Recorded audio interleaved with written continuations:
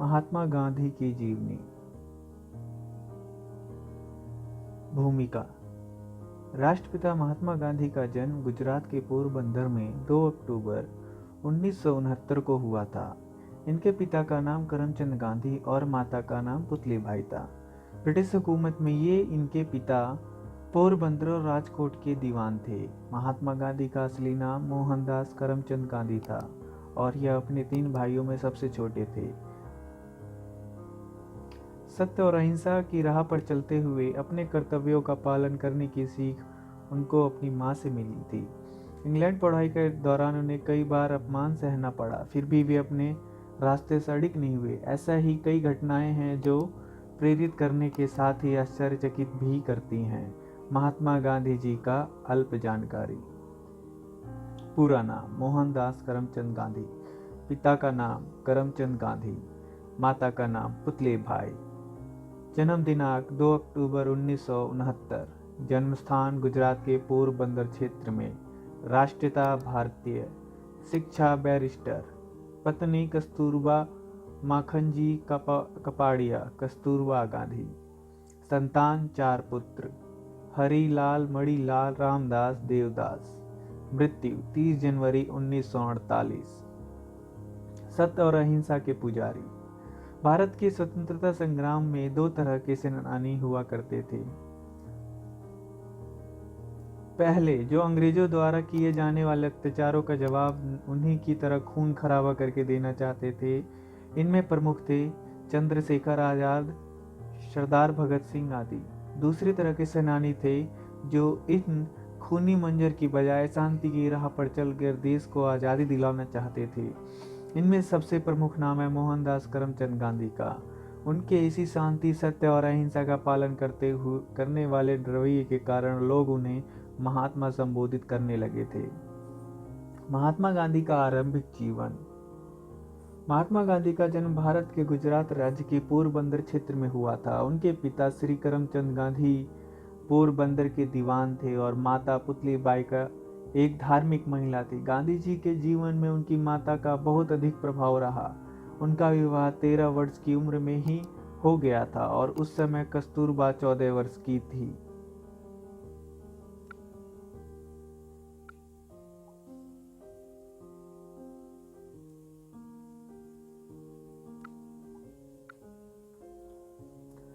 जब वे 19 वर्ष के हुए तो वह उस शिक्षा प्राप्त करने हेतु लंदन चले गए, जहां से उन्होंने कानून में स्नातक प्राप्त की।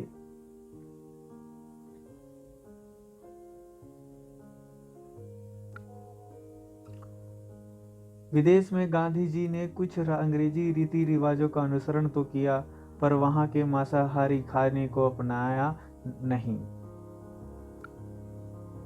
अपनी माता की बात मानकर तथा बौद्धिकता के अनुसार उन्होंने आजीवन शाकाहारी रहने का निर्णय लिया तथा वही स्थिति शाकाहारी समाज की सदस्यता भी ली। कुछ समय पश्चात वे भारत लौटे तथा मुंबई में वकालत का कार्य आरंभ किया, जिसमें वह पूर्णतः सफल नहीं हो सके। इसके पश्चात उन्होंने राजकोट को अपना कार्यस्थल चुना, जहां वे जरूरतमंद व्यक्तियों के लिए वकालत की अर्जियां लिखा करते थे। गांधी जी ने अपने जीवन के 21 साल दक्षिण अफ्रीका में व्यतीत किए थे। एक बार ट्रेन में प्रथम श्रेणी कोच की अवैध टिकट होने के बाद तीसरी श्रेणी के डिब्बे में जाने से इनकार करने के कारण उन्हें ट्रेन से बाहर फेंक दिया गया। इस घटना से गांधी जी के जीवन में एक गहरा मोड़ आया और गांधी जी वर्ष 1914 में भारत वापस आए। इस समय तक अंग्रेजी राष्ट्रवादी नेता और संयोजक के रूप में प्रतिष्ठित हो चुके थे। भारत आकर गांधी जी ने बिहार के चंपारण और गुजरात के खेड़ा में हुए आंदोलन ने गांधी को भारत में पहला राजनीतिक सफलता दिलाई। इसके बाद गांधी जी ने असहयोग आंदोलन शुरुआत की और असहयोग आंदोलन को अपार सफलता मिल रही थी, जिससे समाज के सभी वर्ग में जोश और भागीदारी बढ़ रही थी। लेकिन फरवरी 1922 में हुए चौरी चौरा कांड के कारण गांधी जी ने असहयोग आंदोलन वापस ले लिया था। इसके बाद गांधी जी पर राजद्रोह का मुकदमा चलाया गया और उन्हें 6 वर्षों की सजा सुनाई गई थी। खराब स्वास्थ्य के चलते उन्हें फरवरी 1924 में सरकार ने रिहा कर दिया। गांधी जी ने मार्च 1930 में नमक पर कर लगाए जाने के विरोध में नया सत्याग्रह चलाया, जिसके तहत 12 मार्च 6 अप्रैल तक 1948 मील का सफर अहमदाबाद से दांडी तक गांधी जी ने पैदल चलकर तय किया, ताकि स्वयं नमक उत्पादन किया जा सके। भारत छोड़ो आंदोलन के तहत गांधी जी को मुंबई में 9 अगस्त 1942 को गिरफ्तार कर लिया गया और गांधी जी को पुणे के अंगाखा महल में 2 साल तक बंदी बनाकर रखा गया। गांधी जी की शिक्षा दीक्षा। गांधी जी की प्रारंभिक शिक्षा पोरबंदर में हुई थी। पोरबंदर में उन्होंने मिडिल स्कूल तक की शिक्षा प्राप्त की। इसके बाद इनके पिता का राजकोट ट्रांसफर हो जाने की वजह से उन्होंने राजकोट से अपनी बची हुई शिक्षा पूरी की। साल 1887 में राजकोट हाई स्कूल में मैट्रिक की परीक्षा पास की और आगे की पढ़ाई के लिए भावेनगर के सामल दास कॉलेज में प्रवेश प्राप्त किया, लेकिन घर से दूरी रहने के कारण वे अपना ध्यान केंद्रित नहीं कर पाए और अस्वस्थ होकर पोरबंदर वापस लौट आए। 4 दिसंबर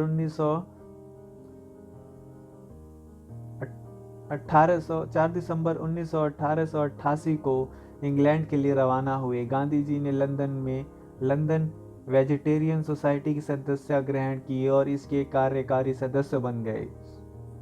Gandhi ji London vegetarian society के सम्मेलन में भाग लेने लगे और पत्रिका में लेख लिखने लगे।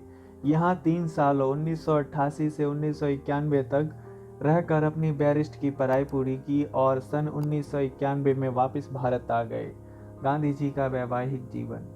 गांधी जी का विवाह सन 1983 में मात्र 13 वर्ष की आयु में कस्तूरबा जी से हुआ था। लोग उन्हें प्यार से बा कहकर पुकारा करते थे। कस्तूरबा गांधी जी के पिता एक धनी व्यवसायी थे। शादी से पहले तक कस्तूरबा पढ़ना लिखना नहीं चाहती थी। गांधी जी ने उन्हें पढ़ना लिखना सिखाया। एक आदर्श पत्नी की तरह बा ने गांधी जी का हर एक कदम पर साथ दिया। साल 1885 में गांधी जी की पहली संतान ने जन्म लिया, लेकिन कुछ समय बाद ही निधन हो गया था। महात्मा गांधी जी का सामाजिक जीवन। गांधी जी एक महान लीडर तो थे ही, परंतु अपने सामाजिक जीवन में भी वे सादा जीवन उच्च विचार को मानने वाले व्यक्तियों में से एक थे। उनके इसी स्वभाव के कारण उन्हें लोग महात्मा कहकर संबोधित करने लगे थे। गांधी जी प्रजातंत्र के बड़े भारी समर्थक थे। उनके 2 हथियार थे, सत्य और अहिंसा। इन्हीं हथियारों के बल पर उन्होंने भारत को अंग्रेजों से आज़ादी कराई। गांधी जी का व्यक्तित्व कुछ ऐसा था कि उनसे मिलने पर हर कोई उनसे बहुत प्रभावित हो जाता था। राजनैतिक जीवन। गांधी जी की पहली बड़ी उपलब्धि 1987 में चंपारण और खेड़ा सत्याग्रह है। 1917 में चंपारण और खेड़ा सत्याग्रह आंदोलन में मिली। हालांकि अपने निर्वाह के लिए जरूरी खाद्य फसलों की बजाय नील नकद पैसे देने वाले खाद्य फसलों की खेती करने वाले आंदोलन भी महत्वपूर्ण रहे। जमींदारों की ताकत से दमन हुए भारतीयों को नाम मात्र भरपाई भत्ता दिया गया, जिससे वे अत्यधिक गरीबी से घिर गए। गांवों को बुरी तरह गंदा और अस्वस्थ कर और शराब, अस्पृश्यता और पर्दा से बांध दिया गया। अब एक विनाशकारी अकाल के कारण शाही कोष की भरपाई के लिए अंग्रेजों ने दमनकारी कर लगा दिए, जिनका बोझ दिन प्रतिदिन बढ़ता ही गया। यह स्थिति निराशाजनक थी। खेड़ा गुजरात में भी यही समस्या थी। गांधी जी ने वहां एक आश्रम बनाया, जहां उनके बहुत सारे समर्थकों और नए स्वैच्छिक कार्यकर्ताओं को संगठित किया गया। उन्होंने गांवों का एक विस्तृत अध्ययन और सर्वेक्षण किया, जिसमें प्राणियों पर हुए अत्याचार के भयानक कांडों का लेखा जोखा रखा गया और इसमें लोगों की अनुपादिकीय सामान्य अवस्था को भी शामिल किया गया। ग्रामीणों में विश्वास पैदा करते हुए उन्होंने अपना कार्य गांवों की सफाई करने से आरंभ किया, जिसके अंतर्गत स्कूल और अस्पताल बनाए गए और उपरोक्त वर्णित बहुत सी सामाजिक बुराइयों को समाप्त करने के लिए ग्रामीण नेतृत्व प्रेरित किया।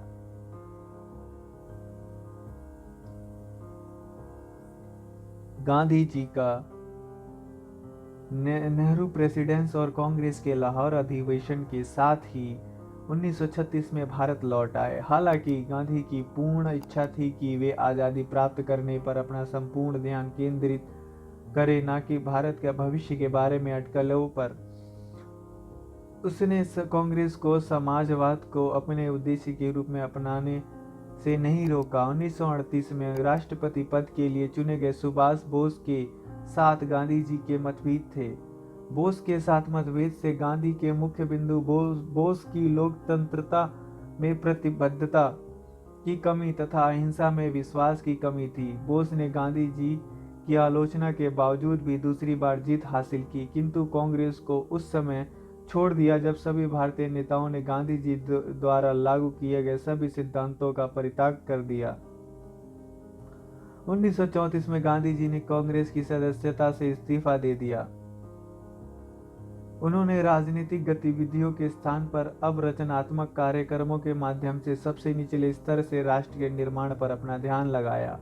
उन्होंने ग्रामीण भारत को शिक्षित करने, छुआछूत के खिलाफ आंदोलन जारी रखने, कताई बुनाई और अन्य कुटीर उद्योग को बढ़ावा देने और लोगों की आवश्यकताओं के अनुकूल शिक्षा प्रणाली बनाने का काम शुरू किया गया। असहयोग आंदोलन के दौरान गिरफ्तारी के बाद गांधी जी ने फरवरी 1924 में रिहा हुए और सन 1928 तक सक्रिय राजनीति से दूर रहे। इस दौरान वह स्वराज पार्टी और कांग्रेस के बीच मनमुटाव को कम करने में लगे रहे और इसके अतिरिक्त अस्पृश्यता, शराब, अज्ञानता और गरीबी के खिलाफ भी लड़ते रहे। भारत छोड़ो स्वतंत्रता आंदोलन के संघर्ष का सर्वाधिक शक्तिशाली आंदोलन बन गया, जिसमें व्यापक हिंसा, गिरफ्तारी हुई। इस संघर्ष में हजारों की संख्या में स्वतंत्रता सेनानी या तो मारे गए या घायल हो गए, हजारों गिरफ्तार भी कर लिए गए। गांधी जी ने यह स्पष्ट कर दिया था कि वह ब्रिटिश युद्ध प्रयासों को समर्थन तब तक नहीं देंगे जब तक भारत को तत्कालीन आज़ादी न दे दी जाए। उन्होंने यह भी कहा था कि व्यक्तिगत हिंसा के बावजूद यह आंदोलन बंद नहीं होगा। उनका मानना था कि देश में व्याप्त सरकारी अराजकता असली अराजकता से भी खतरनाक है। गांधी जी ने सभी कांग्रेसी और भारतीयों को अहिंसा के साथ करो या मरो, डू और डाई के साथ अनुशासन बनाए रखने को कहा। महात्मा गांधी की दक्षिण अफ्रीका यात्रा। 1994 में किसी कानूनी विवाद के संबंध में गांधी जी राष्ट्रीय अफ्रीका गए थे और वहां होने वाले अन्याय के खिलाफ अवज्ञा आंदोलन, डिसओबीडियंस मूवमेंट चलाया और इसे पूर्ण होने के बाद भारत लौट रहे। महात्मा गांधी का भारत आगमन और स्वतंत्रता संग्राम में भाग लेना। सन 1916 में गांधी जी दक्षिण अफ्रीका से वापस लौटे और फिर हमारे देश की आज़ादी के लिए अपने कदम उठाना शुरू किए। सन 1920 में कांग्रेस लीडर बाल गंगाधर तिलक की मृत्यु के बाद गांधी जी ही कांग्रेस के मार्गदर्शक थे। सन 1914 से 1919 के बीच जो प्रथम विश्व युद्ध हुए, फर्स्ट वर्ल्ड वॉर हुआ था, उसमें गांधी ने ब्रिटिश सरकार को इस शर्त पर पूर्ण सहयोग दिया कि इसके बाद वे भारत को आज़ाद कर देंगे। परंतु जब अंग्रेजों ने ऐसा नहीं किया तो फिर गांधी जी ने देश को आज़ादी दिलाने के लिए बहुत से आंदोलन चलाए। इनमें से कुछ आंदोलन नियमानुसार हैं। सन 1920 में असहयोग आंदोलन, सन 1930 में अवज्ञा आंदोलन, सन 1942 में भारत छोड़ो आंदोलन। वैसे तो गांधी जी का संपूर्ण जीवन ही एक आंदोलन की तरह रहा, परंतु उनके द्वारा मुख्य रूप 5 आंदोलन चलाए गए, जिनमें से 3 आंदोलन संपूर्ण राष्ट्र में चलाए गए और बहुत सफल हुए और इसीलिए लोग इसके बारे में जानकारी भी रखते हैं। गांधी जी द्वारा चलाए गए सत्याग्रह और आंदोलन। 1918 में चंपारण और खेड़ा सत्याग्रह। गांधी जी द्वारा सन 1918 में चलाया गया चंपारण और खेड़ा सत्याग्रह भारत में उनके आंदोलन की शुरुआत थी और इसमें वे सफल रहे। ये सत्याग्रह ब्रिटिश लैंडलॉर्ड के खिलाफ चलाया गया था। इन ब्रिटिश लैंडलॉर्ड द्वारा भारतीय किसानों को नील की पैदावार करने के लिए जोर डाला जा रहा था और इसी के साथ हद तो यह थी कि उन्हें यह नील एक निश्चित कीमत पर ही बेचने के लिए भी विवश किया जा रहा था। भारतीय किसान ऐसा नहीं चाहते थे। तब उन्होंने महात्मा गांधी की मदद ली। इन पर गांधी जी ने एक अहिंसात्मक आंदोलन चलाया और इसमें सफल रहे और अंग्रेजों को उनकी बात माननी पड़ी। इसी वर्ष खेड़ा नामक एक गांव जो गुजरात प्रांत में स्थित है, वहां बाढ़ आ गई और वहां के किसान ब्रिटिश सरकार द्वारा लगाए जाने वाले टैक्स भरने में असक्षम हो गए। तब उन्होंने इसके लिए गांधी जी से सहायता ली और तब गांधी जी ने असहयोग नामक हथियार का प्रयोग किया और लोगों को टैक्स में छूट दिलाने के लिए आंदोलन किया। इस आंदोलन से गांधी जी को जनता से बहुत समर्थन मिला और आखिरकार मुंबई 1918 में ब्रिटिश सरकार को अपने टैक्स संबंधी नियमों में किसानों को राहत देने की घोषणा करनी पड़ी। सन 1919 में खिलाफत आंदोलन। सन 1919 में गांधी जी को इस बात का एहसास होने लग गया था कि कांग्रेस कहीं ना कहीं कमजोर पड़ रही है, तो उन्होंने कांग्रेस की डूबती नैया को बचाने के लिए और साथ ही हिंदू मुस्लिम एकता के द्वारा ब्रिटिश सरकार को बाहर निकालने के लिए अपने प्रयास शुरू किए। इस उद्देश्य की पूर्ति के लिए वो मुसलमान समाज के पास गए। खिलाफत आंदोलन वैश्विक स्तर पर चलाया गया आंदोलन था जो मुसलमानों के खिलाफ खलीफा के खिलाफ चलाया गया था। महात्मा गांधी ने संपूर्ण राष्ट्र के मुसलमानों की कॉन्फ्रेंस रखी और वे स्वयं इस कॉन्फ्रेंस के मुख्य व्यक्ति भी थे। इस आंदोलन ने मुसलमानों को बहुत सपोर्ट किया और गांधी जी के इस प्रयास से उन्होंने राष्ट्रीय नेता बना दिया और कांग्रेस में उनकी खास जगह भी बन गई। परंतु सन 1922 में खिलाफत आंदोलन बुरी तरह से बंद हो गया और इसके बाद गांधी जी अपने संपूर्ण जीवन हिंदू मुस्लिम एकता के लिए लड़ते रहे, परंतु हिंदू और मुसलमानों के बीच दूरियां बढ़ती ही गई। सन 1920 में असहयोग आंदोलन। विभिन्न आंदोलनों से निपटने के लिए अंग्रेजी सरकार ने सन 1919 में रोलर एक्ट पारित किया।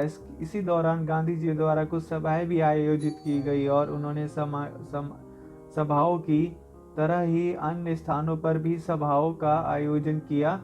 इसी प्रकार एक सभा पंजाब के अमृतसर क्षेत्र में जलियांवाला बाग में बुलाई गई थी और वहां शांति सभा को अंग्रेज ने जिस बेरहमी के साथ रौंदा था उसके विरोध में गांधी जी ने सन 1920 में असहयोग आंदोलन प्रारंभ किया।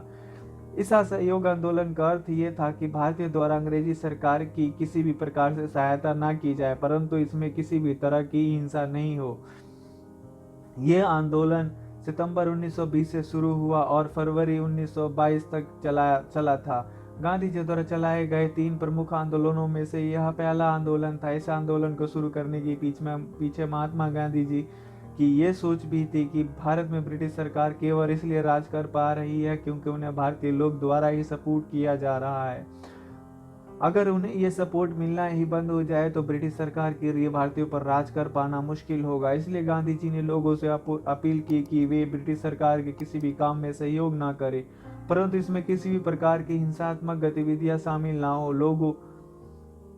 लोगों को गांधी जी की बात समझ में आई और सही भी लगी। लोग बहुत बड़ी मात्रा में बल्कि राष्ट्रव्यापी स्तर पर आंदोलनों से जुड़े और ब्रिटिश सरकार की सहयोग करना बंद कर दिया।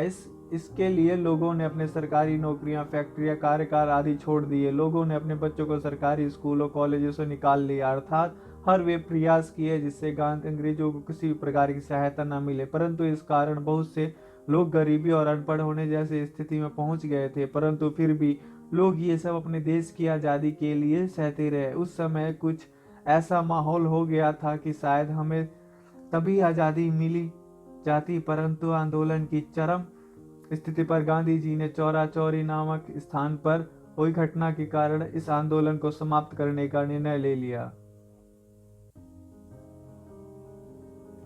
चौरी चौरा कांड। चूंकि यह असहयोग आंदोलन संपूर्ण देश में अहिंसात्मक तरीके से चलाया जा रहा था, तो इस दौरान उत्तर प्रदेश राज्य के चौरा चौरी नामक स्थान पर जब कुछ लोग शांतिपूर्वक तरीके से रैली निकाल रहे थे, तब अंग्रेजी सरकार ने उन पर गोलियां चला दी और कुछ लोगों की इसमें मौत भी हो गई। तब इस गुस्से से भरी भीड़ ने पुलिस स्टेशन में आग लगा दी और वहां उपस्थित 22 सैनिकों की भी हत्या कर दी गई। तब गांधी जी को कहना था कि हमें संपूर्ण आंदोलन के दौरान किसी भी हिंसात्मक गतिविधियों को नहीं करना था।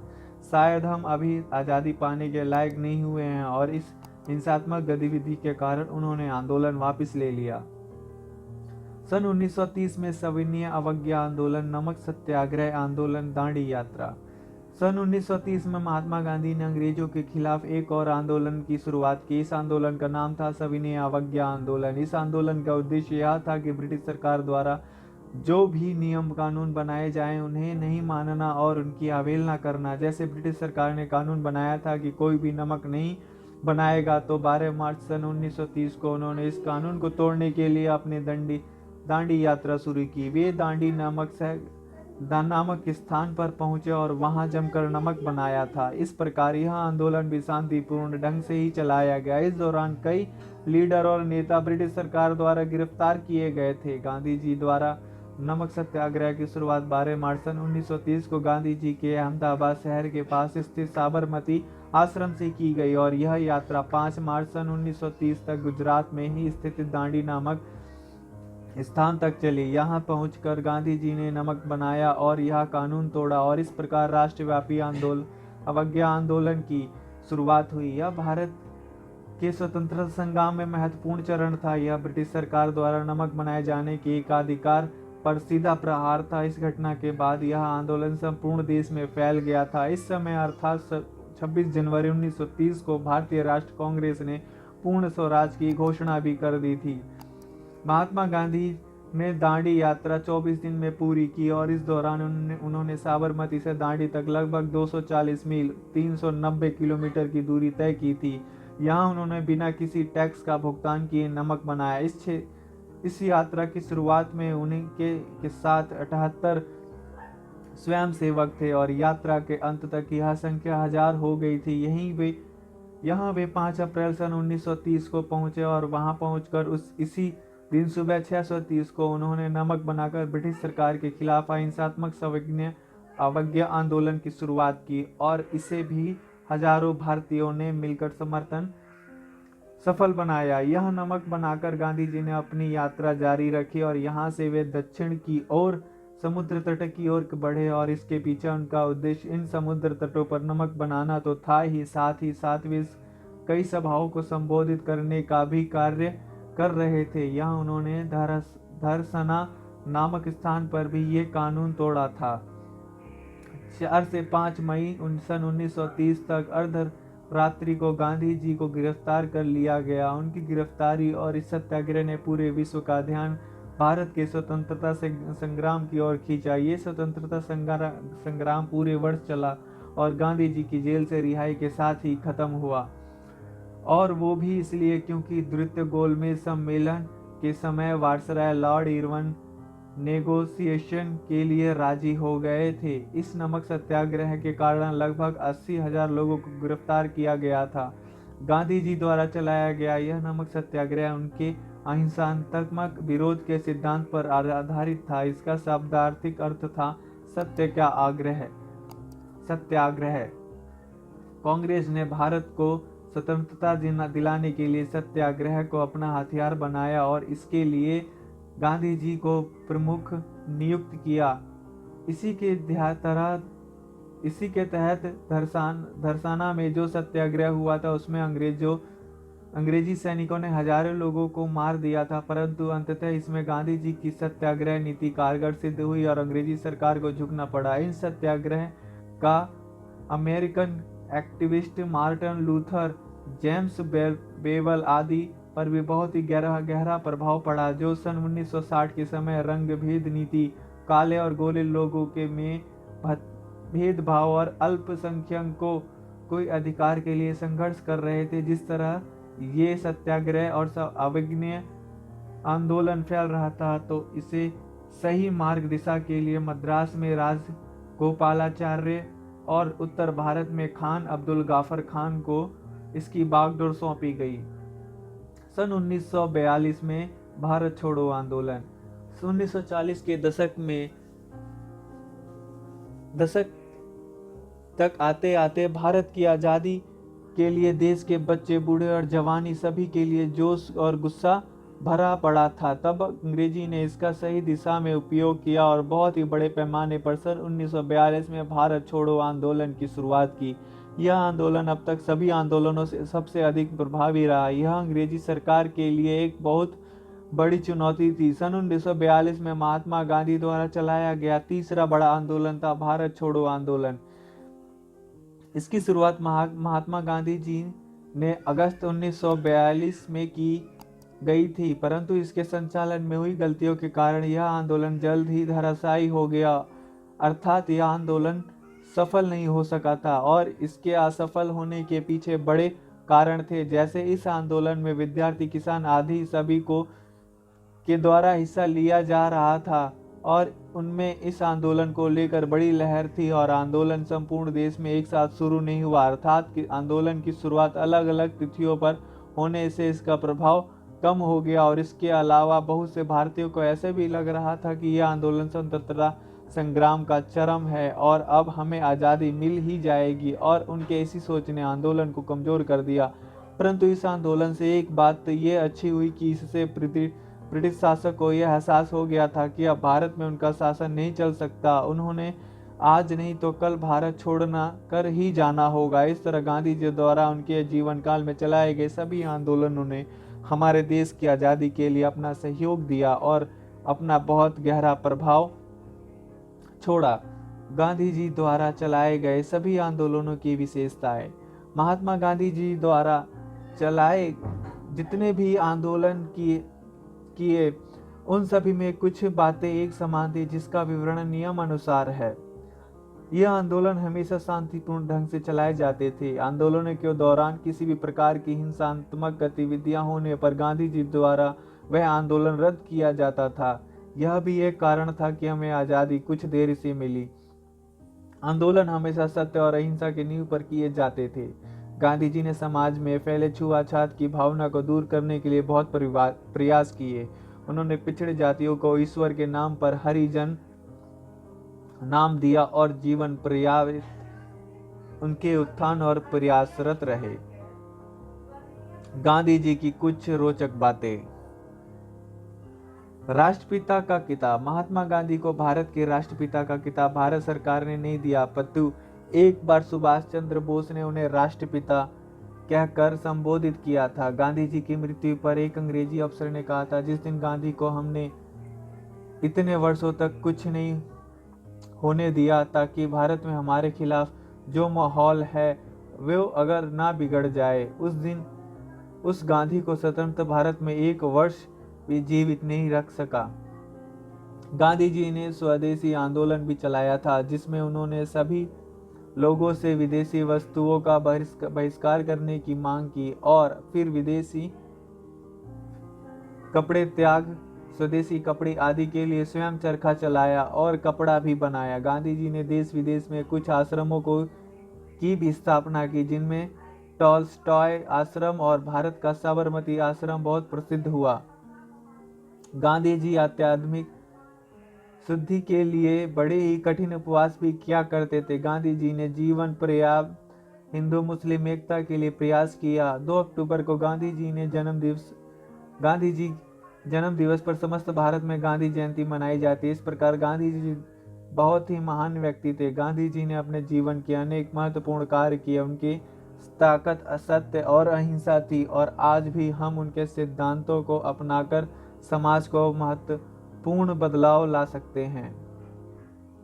गांधी जी के विचार। अहिंसात्मक युद्ध में अगर थोड़ी भी मर मिटने वाले लड़ाके मिलेंगे तो वे करोड़ों की लाज रखेंगे और उनमें प्राण फूकेंगे। अगर यह मेरा स्वप्न है तो भी यह मेरे लिए मधुर है। विश्व इतिहास में आज़ादी के लिए लोकतांत्रिक संघर्ष हमें ज़्यादा वास्तविकता किसी का नहीं रहा। मैंने जिस लोकतंत्र की कल्पना की है उसकी स्थापना हिंसा से होगी। उसमें सभी को समान स्वतंत्रता मिलेगी, हर व्यक्ति खुद का मालिक होगा। लंबे लंबे भाषणों से कई अधिक मूल्यवान है इंच भर कदम बढ़ना। भूल करने में पाप तो है, परंतु उसमें छुपाने में उससे भी बड़ा पाप है। जब तक गलती करने की स्वतंत्रता ना हो तब तक स्वतंत्रता का कोई अर्थ नहीं है। अपनी बुद्धिमत्ता को लेकर बेहद निश्चित होना बुद्धिमानी नहीं है। यदि याद रखना चाहिए कि ताकतवर भी कमजोर हो सकता है और बुद्धिमान से भी बुद्धिमान गलती कर सकता है। काम की अधिकता नहीं, अनियमितता आदमी को मार डालती है। कुछ